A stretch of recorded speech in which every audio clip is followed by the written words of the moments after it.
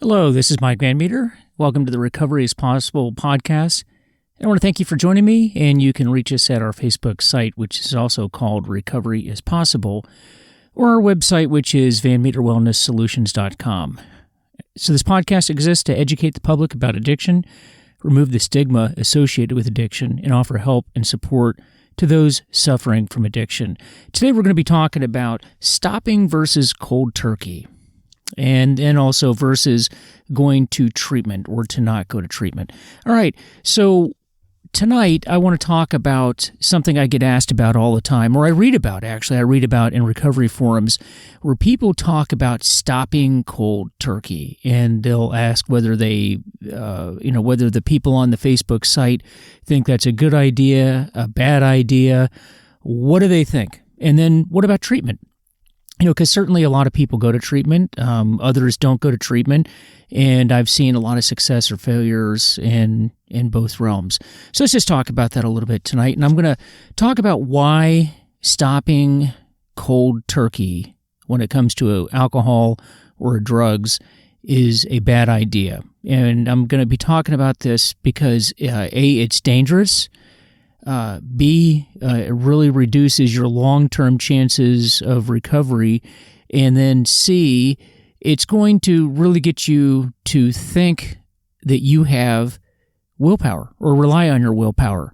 And if you have any success at all in the beginning, if you quit cold turkey, you'll tend to think that this is something that you can do on your own, and you'll rely on that, and we'll talk about why that's a bad idea. So let's go through this a little bit. So I hear about this all the time. Hey, Mike, do you think that I can just stop drinking? Why do I need to go to detox? Why do I need to go to treatment? Well, all right, let's first talk about alcohol.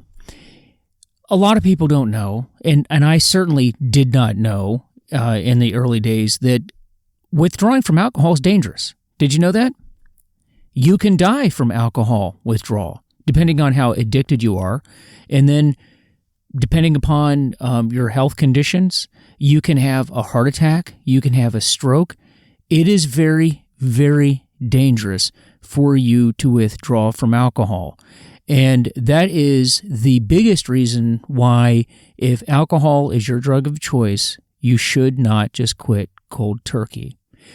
The reason why you go to detox, and that's detoxification, and in the United States, that's going to be anywhere from 3 to 7 days, generally speaking, depend on your level of addiction to alcohol and how your body responds to withdrawal.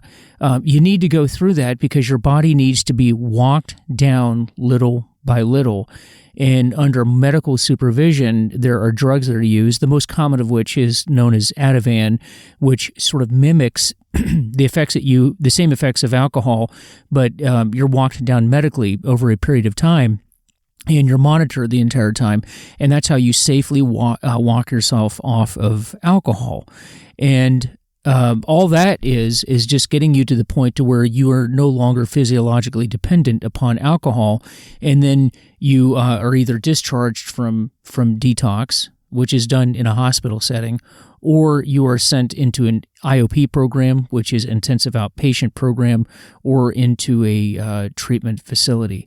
And you want to do that because that is the safest thing that can be done. Now, understand that that's just getting you off of the physiological dependence of alcohol. That is not recovery, and that is not sobriety. And we go on in this program, we talk about this at great length, what that means, what being sober means, because not drinking or drugging and being sober are two different things. They're two different concepts. Being sober is your mental state and your spiritual state, that sense of equilibrium that you have, and that is not necessarily if you're just not using, it doesn't mean that you're sober, because you can be very mentally uneasy with yourself and very much wrapped up in the issues that were leading you to drink or drug in the first place. And those are things that have to be addressed. And those are things that we've talked about so far in this program, but we're going to talk about some more. But detox is simply just getting the drug out of your system and getting you clean, so then you can begin the process of recovery. Now, that's detox. Now, why do you need to detox off of other drugs? Now, if you're on the opiates or benzos or other types of drugs, marijuana, things along that nature, you're not going to die from the withdrawal. You're going to feel like you want to die. It's a very unpleasant feeling. It's very unsettling, and but you're not likely going to die from it. So why do you need to be walked down? Because if you're not walked down, then that urge to use is so overwhelming that you will likely give in and go back to using the drug. So you have to be walked down steadily, and to give you that chance at getting into long-term sobriety. So you have alcohol, which is very, very dangerous, and then all of the other drugs, which are less dangerous. However, if you're not walked down, then your chances of that long-term recovery are unlikely. So I hope I'm clear about that. I know in early recovery with me, I just share with you a little story. I remember being on the phone with a detox center, and the detox center asked me when the last time I had a drink was, and I told him whatever it was, and I think it was like the previous evening, and they said, okay, we'll keep drinking until you get into the medical center, and even in those days I thought, well, that's strange. I thought the problem was my drinking. Why in the world would you as a medical professional suggest that I keep drinking? And she explained to me, the nurse that is, explained to me that, hey, we don't want you detoxing on the way in here. We don't want you to have a medical event. We want you to come in here so we can walk you down. And I remember telling my wife about that and saying, you're not going to believe this, but they told me to keep drinking until I show up. And I remember how upset my wife was. And she said, you see, that's how bad your disease is, that you'll lie to me and tell, and here you are blaming this on the medical people, saying that they're telling you to continue drinking, and you'll sink to no depths. And I was like, no, honey, they really did say that. They really said to keep drinking. And it was just mind-baffling to the both of us that a medical professional would suggest that. But it wasn't until later, when I got deep into recovery, that they were, in fact, doing that for my own safety. So maybe you've run into that situation, or maybe you need somebody to go to treatment, and their loved one in particular, if you are going to suggest that they keep drinking until they go into detox, they'll look at you like you got 8 different heads on your body and not understand, because most people don't understand. And that's why we're talking about that here today, that it's not uncommon for you to be asked to do that. It's not unusual at all. And in many cases, that is the safe route to take. So you get out of detox and then you end up in treatment of some sort. Maybe you don't do that. I'm a big proponent of treatment. I think that getting that time under your belt, so to speak, helps. Any day clean and sober helps that reparation process that you need to have in your body, because we've talked about this before, about when you're an addict, you go and you come out of detox and you go into treatment malnourished. Everybody that goes into treatment is malnourished. Even if they don't look like they're malnourished, they are. Why? Because, well, just sticking with alcohol here, the B series of vitamins, B1, 3, 6, and 12, are not absorbed into the body. Now, vitamins B and 6 have to do with energy conversion. That helps with your metabolism, that helps with energy. That's not being absorbed into your body. So a lot of times people, when they come into treatment, are very lethargic, very little energy. They really don't want to get up and work, and it's not a lot of motivation to do things. And that low B and 6, B6 and 12, it has a lot to do with that, explaining why that is, because energy isn't being transformed in their body, being converted. Now, 1 and 3 have to do, B's 1 and 3 have to do with the neurological functioning, the helping with the thinking process in the prefrontal cortex of the brain. And I'm not trying to get overly scientific with you. The point being is that it has to do with neurological functioning, and that's reduced. And so people aren't thinking properly. So your friend or your loved one that you're trying to get into treatment, if they don't seem like they are making rational decisions, that's not by accident. That's because vitamins B1 and B3, niacin, are not being converted into, or not even being stored in the body, not being absorbed. And so every day that you're in treatment and you're not putting alcohol into your body, your body is able to heal, is able to transform itself, and is able to get these levels of vitamins and minerals back up to where they need to be. You also have a reduction of GABA. You have reduction of serotonin levels. All these things have to do, serotonin, GABA in particular, have to do with that sense of well-being, that steady sense that you can have in your brain, that sense of wellness. That's reduced. And a lot of that has to do with the fact that you're not sleeping well. When you're drinking and you're in a blackout, or you get that buzz before you go to bed, and you think, okay, well, that's the only way that I can sleep. The fact is, you're really not sleeping. Being unconscious and sleeping are two different things. You're not getting into that REM, that REM cycle of sleep that you need. And it's during these cycles that these vitamins and minerals and serotonin levels are being boosted in your brain. And so if you're not sleeping properly, then that's not happening in your brain. So we have to get all of that back. We have to get you into a proper diet. You have to get the proper vitamins. You have to get the proper rest. You have to get all these things. And we can only have that when we're not drinking and drugging. And that's what a 28-day treatment facility does for you. I would actually lean towards going longer in treatment if you can, 60 days, 90 days, or more. Some people have to go longer than that. If you're not in the United States, and I know that we're starting to get a lot of listeners to this program that are not in the United States,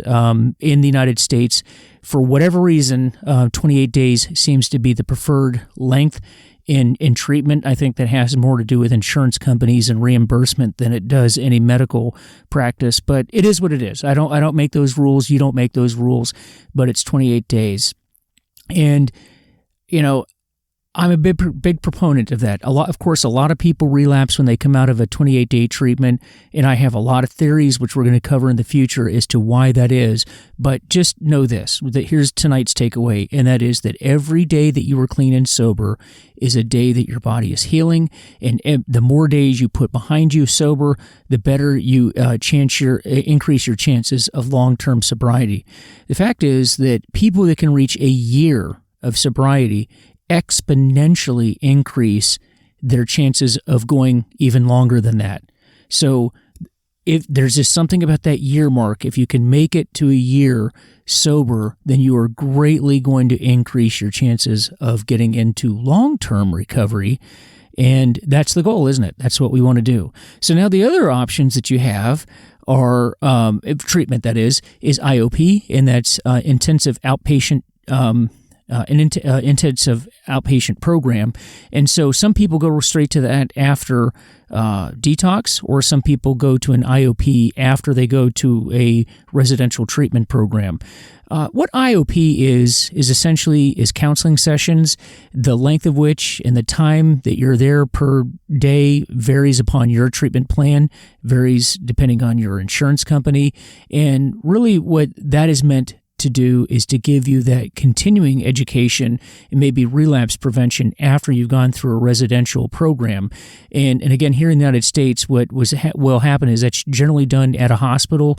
You will attend classes, you'll learn about addiction, you'll learn about relapse prevention, all the things that you need to know to educate you about addiction and recovery and ways that you can improve your chances of long-term sobriety. I've often looked at IOP as sort of being like an Alcoholics Anonymous meeting that you're paying for. There's a lot of upsides. I think the education is a big part, because I know in my own journey, the education part of this really, really helped me get into long-term sobriety. And that's why I'm doing this program, because I'm trying to just impart some of the things I learned along the way that helped me. And I think that's important. Oftentimes when you go to an Alcoholics Anonymous meeting or other 12-step meetings, sometimes you get people that are there that have some long-term sobriety but really don't articulate how they did it, or only talk about the things that worked for them, and they don't give other viewpoints. That's not a criticism. It's just a fact. that you will see the good, the bad, the ugly, and you hear a lot of good. Now, the real good thing about 12-step meetings is they're free. You don't pay for them, and that's really good. And I've learned a lot from AA meetings, but it's not formal education, and you need to understand that. Now, IOP is going to be for formal education, and you're paying for it. Now, what's the downside to it? And this is just Mike's opinion. It's just my opinion, and that is that the problem with it is that everybody that's there, everybody that's attending is a patient just like you are, and they have no more time in sobriety than you do. So although you are learning the academics behind addiction, the problem is there's no one in the room that has experience with long-term recovery and can give you that practical guidance. And to me, that has always been a downside to IOP. In fact, I know for a period there, I was at the point where I preferred the 12-step meetings because to me, it was important to really hear from people that had long-term experience and long-term success. It's really a matter of preference, and like all things I talk about on this program, you know what? Whatever works for you, if it's working for you, then certainly keep doing that. And I'm not somebody to judge that or tell you what to do or what not to do. One of my taglines is, you stick with the winners and you do what works. And each one of us is different, and you do what works for you. I'm just here to tell you what the options are. So intensive outpatient program, IOP, or the 12-step meetings or any other meeting that you want to go to. And then, again, here in the United States, what you have, and some people choose to do this, is going into a halfway house, meaning that you go live in a residence. Usually one, residence is for men, residence is for women, and you go there and you live in these places, but you're expected to work during the day, so you're leaving the house and you're going to a job during the day, and then you're checking into the house in the evening. You're drug tested when you come into the house, and in most programs that I'm aware of will kick you out of that program if you test positive for drugs, and then you were required to be doing chores in the home and then to attend a 12-step meeting every single day when you're there. That's the requirement while you're there. I hear really good things about it. I did not do that. Just full disclosure, I did not do that. But a lot of people have done that, have had great success with halfway houses, and I'm a big fan of those. And I'm telling you, there are people that swear their lives by the positive experiences that they've had in halfway houses. So that's nothing to sneer at. That's nothing to push aside. If you need it, you need it.